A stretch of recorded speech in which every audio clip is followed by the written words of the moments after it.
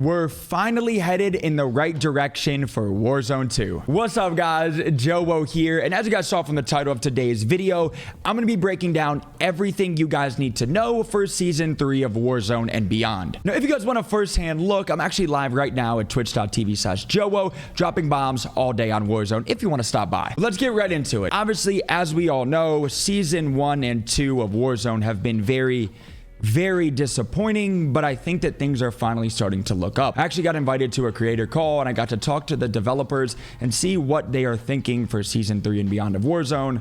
And I think they're finally hearing our calls and cries. So to start off with, I guess I want to give you guys an insight on what I think and kind of a high level of the way I approach a game, and things that you guys are probably tired of hearing me say is a skill gap. Now, that is one of the most important aspects to a game, in my opinion, especially a battle royale, and things like movement, time to kill, guns, recoils, even characters in the game, which we don't have that in Warzone, but games like Apex Legends and things like that obviously provide a very high skill gap when entering games, and I think that's one of the most important aspects when looking at a game. Now, this is also very important in my opinion, because this gives people a reason to play. Now, obviously, even if you're just the most casual player ever, nothing wrong with that, but seeing yourself improve at something over time is very important when you're looking at video games. Now, again, this can be a thing of you're just hopping on and playing for fun, which is completely a-okay with that, but then there's people that are more hardcore gamers that want to see themselves improve, that are trying to watch guides and things like that to get better as a player,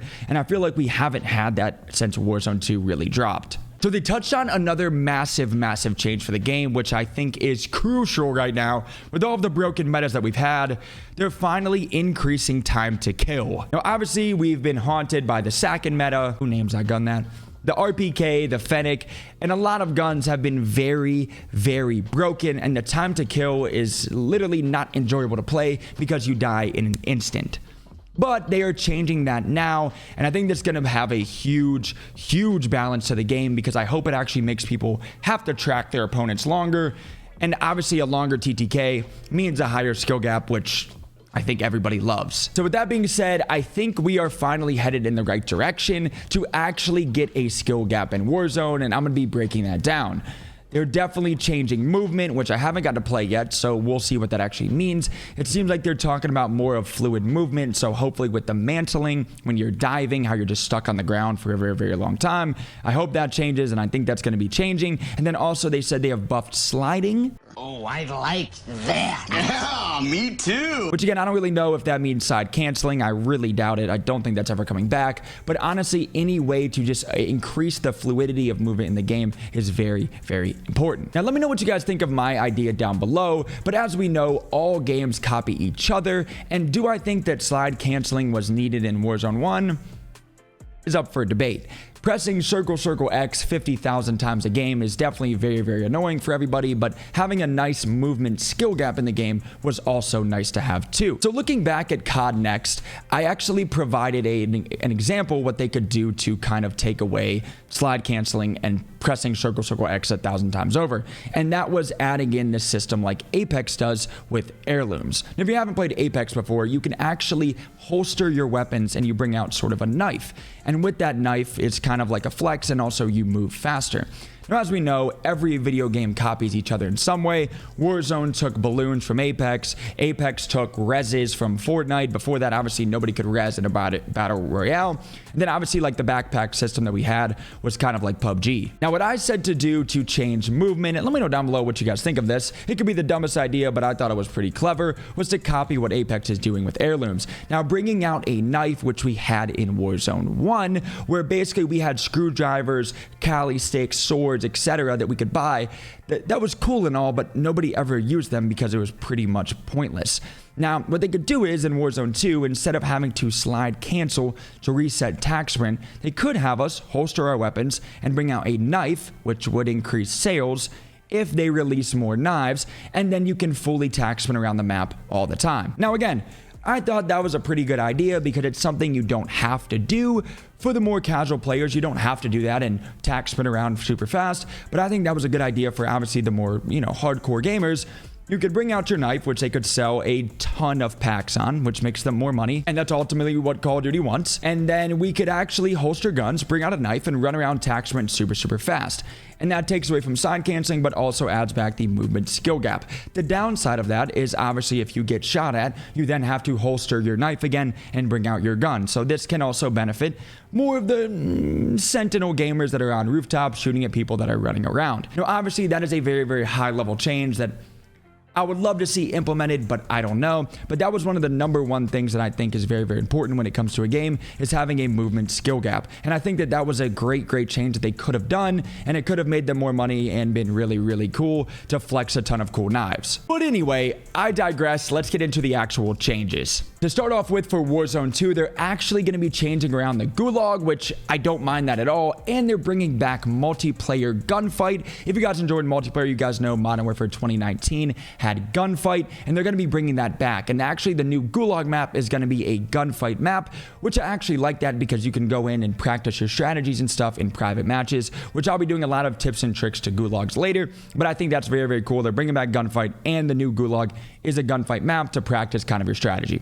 W overall. So one thing I've touched on before in previous videos, they're actually bringing back one-shot snipers. And as someone who can't snipe to save my life, and as someone who's a walking headshot snipe, I think this is a great change overall for the game. I know a lot of people love sniping, but I think that it's going to come at a cost. I really, really hope, I haven't got to play yet, that snipers actually take skill to use, and it has to be a dedicated headshot snipe to be a one-shot. Now, if there's those cases where somebody hits you in the chest or like shoulders and it still counts as a one-shot snipe, I think that is going to get a little bit cheesy, but we'll see though. Also in the patch notes, they have touched on movement and movement fluidity. It also says they're increasing outplay potential, and that's a good sign, but we'll see when we get into the game. Also, with the brand new Battle Pass, they're adding in 4 new weapons and the intervention from MW2, which I think is kind of a great plug-in for the one-shot snipers to have the intervention that everybody loved. I didn't really get to play Modern Warfare 2 like that, but that everybody loved from Modern Warfare 2, bringing back the intervention. Now, to get into some of the other big changes, they're actually adding back in redeploy balloons, which is incredible for the game. Obviously, rotations in a BR is very, very important. And for the more aggressive players, finding kills in Warzone 2 right now is sometimes very tough.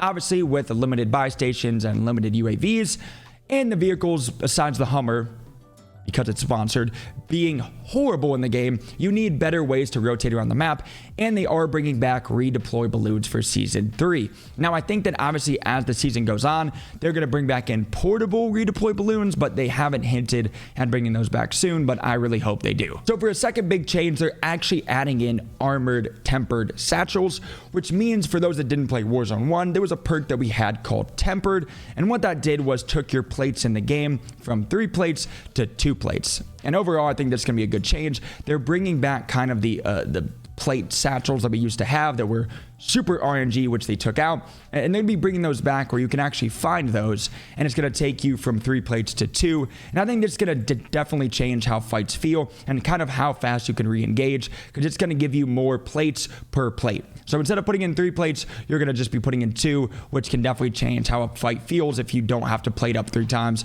It can kind of speed up the process. Also, one of my favorite changes in the game, they're adding in way more buy stations, which is much needed, and they're also adding in certain items to always be dedicated in buy stations. Because as we know right now in Warzone 2, every buy station is a little bit different with things that it has, but they're adding in things like armor boxes, muni boxes, and gas mask, which is so needed for every single buy. There was multiple times where I'd be fighting kind of late game, I would go to hit a buy station and there wouldn't be like a gas mask, which is one of the most important things in Warzone, and kind of RNG if your buy station doesn't have one and somebody else does.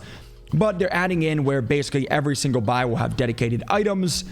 The downside of that is they haven't touched on unlimited UAVs, which I think is very, very important. With the unlimited UAVs, I've been an advocate to the developers heavily that they definitely need to add that back in, because again, that changes the pacing of the game a lot. Obviously, if you can only buy 1 UAV per buy station, once somebody buys one, which is almost every single buy, I would say by like Zone 2, you don't have any information on rotations and things like that. If you're doing contracts, which is in the game, like bounties, most wanted, things like that, and looting a lot, you should be able to be rewarded and get information and UAVs from buy stations. If you're sitting on a rooftop not moving in circle, which is fine, you shouldn't be rewarded for sitting on a rooftop compared to other people that are doing contracts, fighting, things like that in the game. Now, I think they should definitely change this, and I hope that's something that they look at changing very soon. The biggest change, which is actually coming at the middle of Season 3, so not right now, is ranked play. Now, I've seen a lot of people say, Joe, why is it not dropping right now? But I would rather have them push that back and actually drop a good, well thought out, formatted ranked play. Now, with the middle of Season 3, they're going to be having the World Series of Warzone qualifiers and things like that. Now, for those that don't know, we actually had our biggest tournament ever for Warzone announced, and it's $1.2 million. Now, that is literally life-changing money for anybody, and with ranked play dropping for Warzone at the middle of the season, it's going to have the same rules and the same format that the World Series of Warzone has, and I really like that because that can kind of take any player's game to the next level. If you're a player like myself trying to practice for that tournament, you can go into ranked play, which I'll be grinding every single day, to climb up a ladder and to flex a rank, which is very important to the game. But also, those games that you're playing in ranked play also go for World Series of Warzone and have the exact same rule set, which is a W. One thing I'm also super excited about for you guys is I'm going to be dropping a ton of ranked play tips and tricks, coaching, movement guides, aiming guides, all of that content for you. And right now, it's just been very, very tough to drop that because in the game, I feel like there's not a big skill gap. And I know that that's kind of a hot take, but guns kill way too fast. There's no movement, and you don't get any pros to play fast in the game. And I think that's changing for Season 3, and I'm excited to bring back a lot of tips and tricks stuff for you guys. Now, regarding World Series of Warzone, anybody can try to qualify for this tournament.